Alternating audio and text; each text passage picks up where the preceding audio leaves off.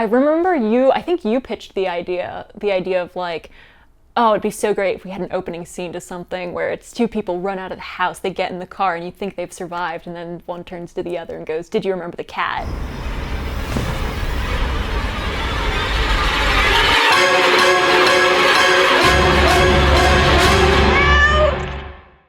Take one. 2 years later, we went, that was a cool idea. Let's do that. Action! I'm Autumn Olson. I'm the co-writer and head of story. And I'm Daniel Foster, the co-writer and director of Did You Remember the Cat? Woo! Okay, great. All right, that's a wrap, people.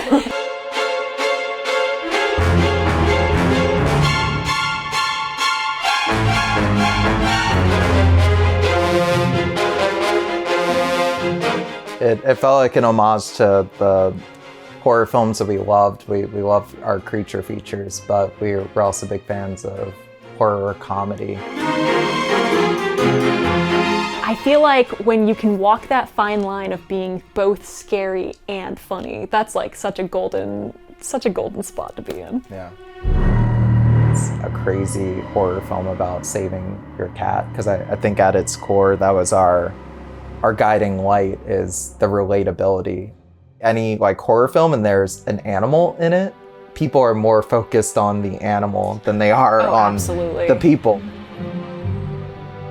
It was already like such a ridiculous concept of like you just escaped the house, so it's really the end of the movie that we've already seen before. And it was one of those classic elevator pitches of that's the opening, I don't know what happens after that, and the missing piece was always Autumn like for it. So it was like, sorry, I gotta wait for it. Sorry. That's beautiful. But one of the biggest missing pieces was what exactly was the horrifying situation that they were in. And luckily, Autumn being an incredible DM for tabletop games, we were playing a game called Monster of the Week, and Autumn created this monster called the Choir. Tabletop games, it's just like this really fantastic experience of getting these real-time reactions from people and experimenting with what does and doesn't work. And within this story in particular, like they found the body and the choir was like hunched over eating this dude's throat. And you realize the thing he's eating is the vocal cords in the voice box. And it uses the voices of other people in order to lure people in. And it was like love at first sight for me of like, that's it, that's the missing piece, that's the monster, and it all came from this deranged mind up here. I'll use your voice to say such sweet things to him when I tear out your throat. No! So we had the honor of working with McGee Effects. The head of McGee Effects is Patrick McGee.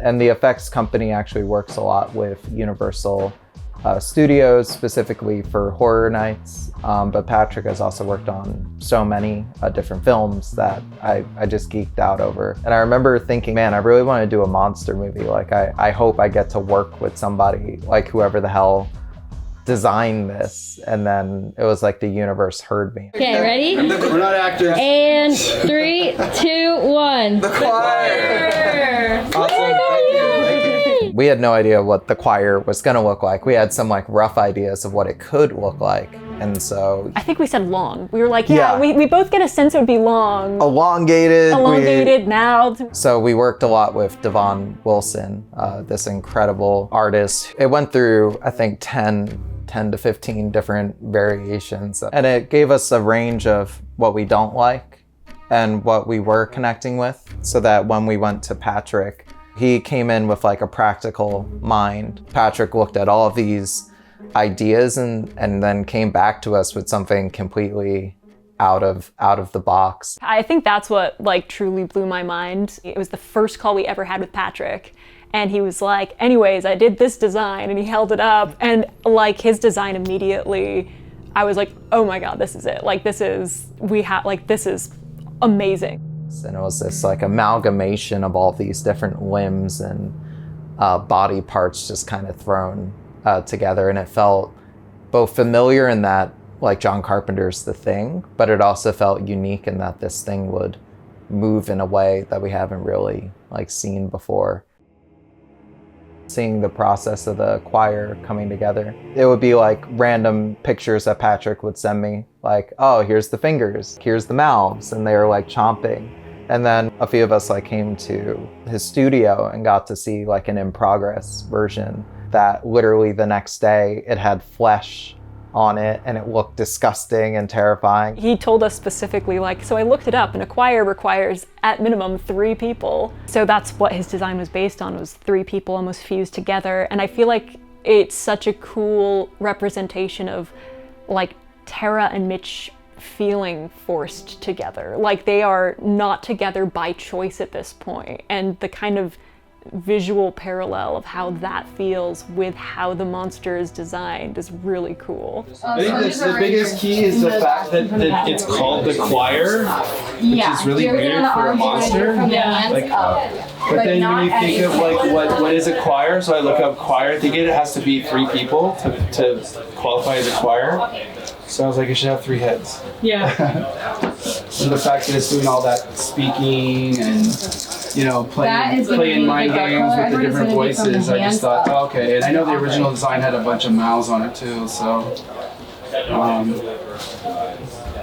literally an opportunity to make a wild monster that's kind of like a projection, I guess. The culmination of all their insecurities in their relationship and how messy that sort of thing can be. The embodiment of that would be a mess of body parts and limbs and voices, because those intrusive thoughts in your head can ricochet and be all of these different voices saying, are they faithful? Do they love me? Is this gonna work? And hearing all those voices all at the same time, that is the choir. And then of course seeing Autumn's throat ripped out. Yeah, Well, no, that was, it's my family's favorite moment too. That's so, cut that. No, it looked amazing. yeah. It was like a full neck cast, essentially. So I spent like the entire 2 days we were shooting that with like this basically brace around my neck and like waddling around. And I had the best posture of my life that weekend because I couldn't move. But I can't even imagine asking anyone else to have done that. Like they killed it. Teasing. Where's that? So shutting your brain. Yes. It's your head a little. Shut. Yes. Yeah. Open. For us, it was like they were the celebrities on the set, and just working with that entire team was hilarious because it would constantly be add more lube, like add more like goop like onto the monster to make it drip, or like spray bottle it with like all of like this all this water and stuff to make it look disgusting. I always feel like the unsung heroes are the effects people, the ones really pulling off some of the crazy like practical effects, the stuntmen. This film felt like a love letter to them too. So then when we got to Brandon and Trevor, who were playing the choir, that was a whole new experience for me because I had never worked with people in that kind of costume before. And what was even crazier is their visibility was very limited. Gotcha. So I guess like when you do it in reverse, it's almost like that. Crouching back down. Yeah. Working with them was very collaborative because they had seen all of the monster movies that I was referencing. We were just very much in sync with Patrick as well and his team. So we had And you have 2 bodies. Yeah. In this suit. It was very. And the floor was slippery because of the floor goo. was slippery. There was so many variables and there's so many ways. So for any film, being able to finish it safely, is so important. And then the fact that they introduced the fact that it had like a sheet on it, like a ghost, which is like, I thought was really cool.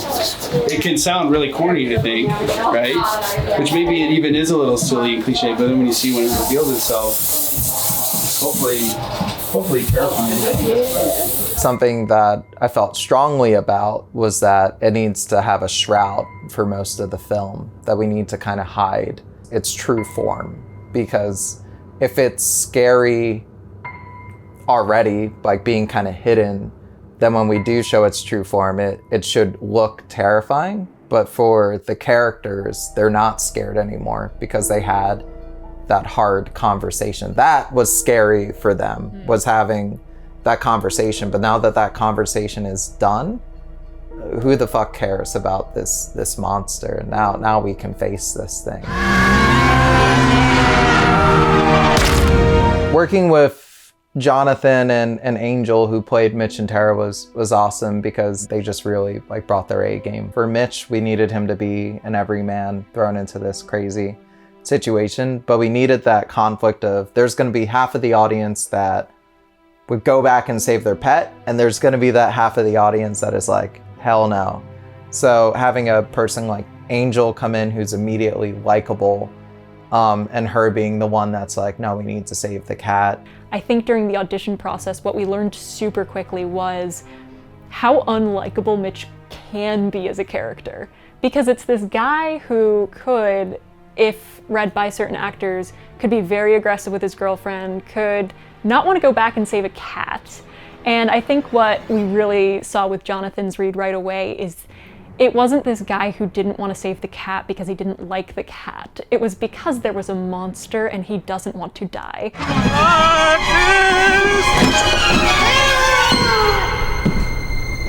The cat is our shark. Yeah, the cat was our shark. At some point, the fear shifted to being kind of concerned about the monster and bringing it to life, and then to the cat being the central fear of the production crew.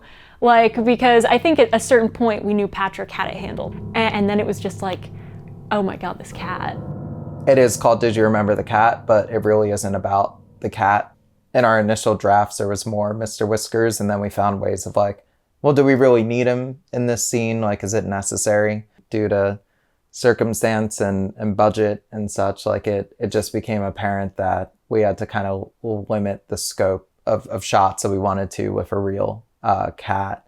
And so then we had with a trained actor cat. With a trained actor let's be respectful with a trained actor cat. Typically. I want everyone watching to picture their student debt. It's about that much. Yeah, we had gone through so many different like cat actor agencies, which is a thing, but it just became really clear of, okay, we need to figure out some solutions. Thanks to the help of Quinn O'Connor, he had built a prop cat that was able to be thrown around, and especially during the finale with the choir, where we had like cat cam shots of seeing the paws like getting thrown towards the choir, and things that added to the campy tone of the film. This is crazy. You just put it vertical right here. Chicken help. I was always scared that if we committed to the prop cat, would we then have to only have the prop cat? Like, would people buy that it was both a real cat and the prop cat? But then being able to work with Sweet Chicken. Chicken was so easy to work with, so much easier than I thought possible. And luckily, thanks to her parents being there too, and us just being really fluid, we got all the shots that we needed, and it all cuts really well together. Chicken was Juilliard trained too. I think that's what really, she brought that to life. Okay, when we get to that insert shot of Chicken under the bed and like looks out, and I think every single person I've watched that moment with has gone, "Aww." And I think that is the most important moment in some ways. Like, you see the thing they're trying to save, the thing keeping them together. Whiskers, come on. Autumn and me early on knew we wanted to do a Victorian house. We also felt it had to be in a bigger house where you didn't know where the choir was. And we also felt, as a metaphor for Mitch's and Tara's relationship, it had to be a fixer-upper. It needs work in order to be livable.